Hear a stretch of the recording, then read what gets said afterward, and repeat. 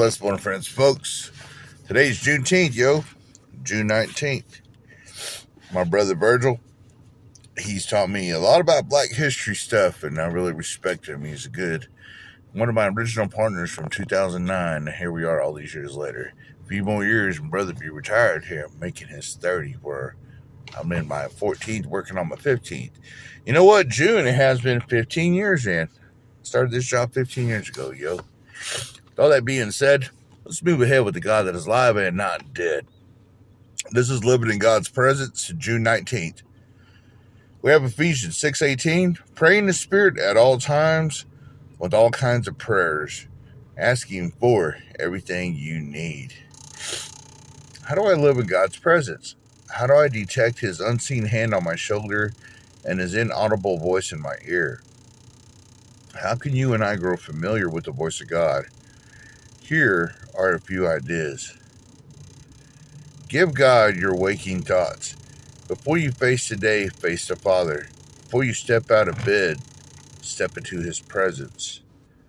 Give God your waiting thoughts. Spend time with Him in silence. Give God your whispering thoughts. Imagine considering every moment as a potential time of communion with God. Give God your wanting thoughts. Wanting, W-A-N-I-N-G. At the end of the day, let your mind settle on Him. Conclude the day as you begin it, talking to God.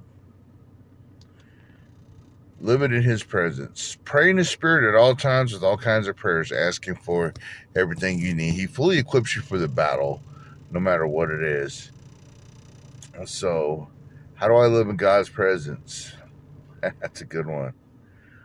How do we live in His presence? To me, we read His Word, and we live it as warriors on the warpath against the evil one. I've been laughed at for quoting that, and I put a native disciple learning. What did I put? A native disciple learning how to fight the evil one. Some people have laughed at that, and it kind of made me mad at first. But you know what? If you want to laugh, because I'm laughing out without fear of the future. No, my name is written in the Lamb's Book of Life, and I hope that these people that laugh at me don't go to hell. But if they go there, it's their own fault. I can pray for people, but if they don't pray for themselves, it's their own fault where they're going to go. It's that simple. The question that Max Lucado has at the end of Living in God's Presence is, how can you give your waking thoughts, waiting thoughts, whispering thoughts, and wanting thoughts to God? Pray. Simple, pray. Get down on your knees and pray. Hey, pray. Hey. Pray. We're all about to in heaven, on earth, and under the earth. And I believe under the earth is hell. On earth is us.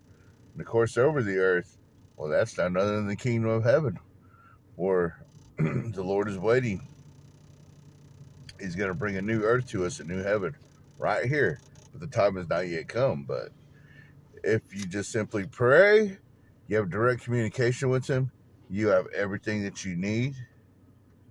You know, then you won't have, if He wakes you up in the middle of the night, then it's to pray for someone. Think about someone in distress, and if you can't think of no one, then just pray that whoever it is in distress, that they seek His will, and He will show them which path to take. And they'll know love that endures everything, that suffers long and endures everything, is not irritable, does not put itself first, but puts itself last, puts all interest first, and is always making people hard workers in energetic ways of the Holy Spirit. Yes.